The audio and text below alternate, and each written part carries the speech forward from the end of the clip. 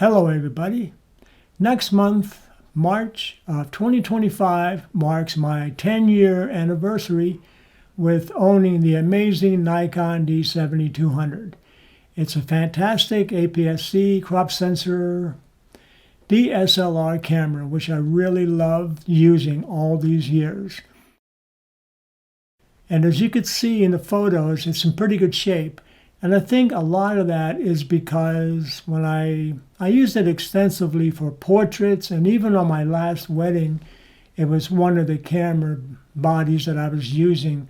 But when I'm using it for portrait sessions, I have the camera on a tripod, or if I have to hand hold it, I put it onto a camera bracket. So what this does is puts less wear and tear on the camera body, which I think is what kept it in really great shape all these years. So I just have to turn the knob instead of always hand holding it and turning it, squeezing it and rubbing it and doing all that. Because years ago, I remember one of my photographers that helped me with weddings, we both had the same camera, and his body was in really bad shape. He had to get it fixed. It was starting to come apart at the seams. And then mine still looked like new. But anyway, that's just me. If you want to manhandle it, it's up to you. Go ahead. So this is the camera bracket that I'm currently using. It's called a Jones bracket. But in the past, when I did my weddings, I had a bracket that was made or similar to a Just Right bracket. I'll show you. And I also have a quick release on my bracket. So this way I can change. I could take it off the bracket and onto a tripod very quickly if I wanted to. But like I said, I used to use the rotator. So this way, if I had this on a tripod and I'm doing a horizontal and I have to switch to a vertical, I can just flip this and it turns the whole camera from horizontal to vertical. So quite simple to do. And these are great units. Actually, this particular one, I still have, like I said, the Jones bracket. Of course, these are many, many years old. They don't make them anymore. I see them occasionally on eBay, rather. And I used to have a bunch of them, and I gave some away to a friend. But they're great. You can get them for very, very cheap price nowadays, but it's a great, these are very sturdy, so it's a great camera bracket. So that's it.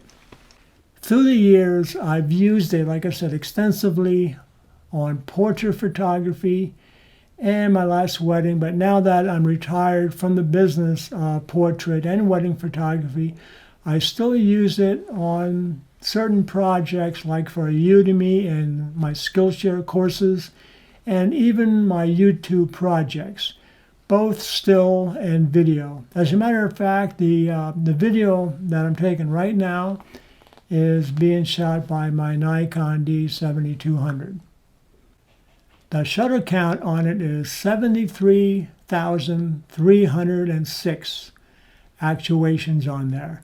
So it's getting up there. And I also have a little, kind of a minor problem that started to appear recently, that sometimes if I'm zooming in and out, I'll get an error message. So I have to just maybe fiddle with the lens a little bit. Sometimes I may have to disconnect it just for a second and it goes away. So if I was still doing weddings professionally, I wouldn't use that. Maybe as a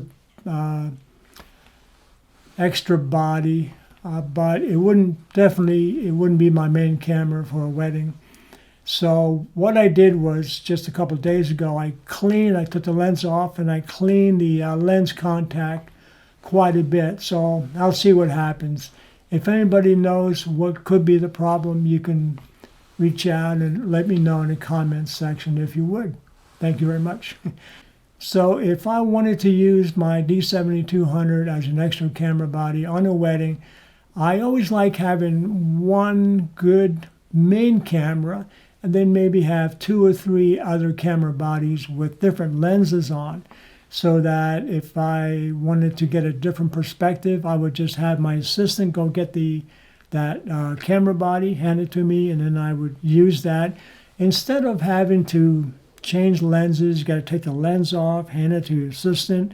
You drop the lens once or twice, and then you risk getting dirt in the sensor. So to me, it's a lot easier to just change camera bodies if you can, and that's what I've been doing on the weddings most of the time. Not all the time. If something critical comes up and I want to use my best camera body, I'll just change lenses. But anyway, I just wanted to throw that out there for you. So with a 24 megapixel sensor, that's way more than adequate for my needs at the current time. And I'll keep using it for my projects, whether it's portraits or small product photography or other things that I'm doing. So let's just take a look at a few images and then you'll see what I mean. And I'll gather up some portraits and maybe small product things that we can look at.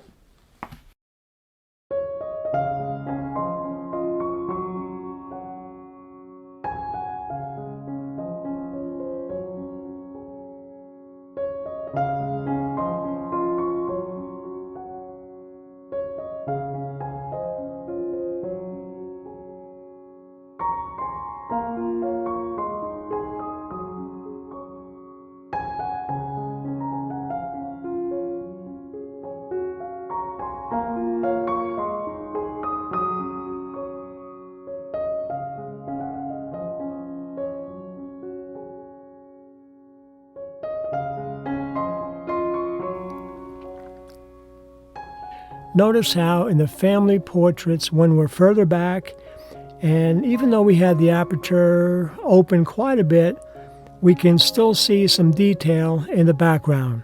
And sometimes we may want that when we want to show some of the beauty in the location. And then other times, as we come in a little bit closer, and then we open up the aperture even more, we get more background blur. Sometimes we want that because we want the attention going more to the subjects instead of your eyes just darting all over the place. And another example of this family where we're considerably further back, and watch what happens as we do some individual portraits of the family members where we're coming in quite a bit closer and our aperture is set to wide open or close to wide open. You can see the beautiful background blur that we're now getting. So distance and aperture are some of the things that you can do to make your background more out of focus. All right, so that marks the 10 years with my Nikon D7200. And I really enjoyed it, still enjoy the camera. Will I be back for 15 or a 20-year anniversary? Well, I'm not sure.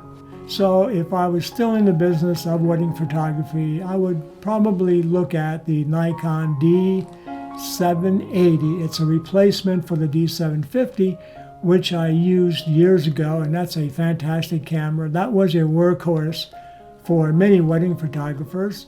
I especially like the look of the DSLR compared to the mirrorless. Although I have nothing against mirrorless, I think it's a good way to go. And I especially like, since I'm a Nikon shooter, I like the Z6 III. It's a great system. I would probably go with either the 780 or maybe both, and the Z6 III. Have a couple of those camera bodies ready to go. And then you have the new state-of-the-art things, and you're set to go for a while.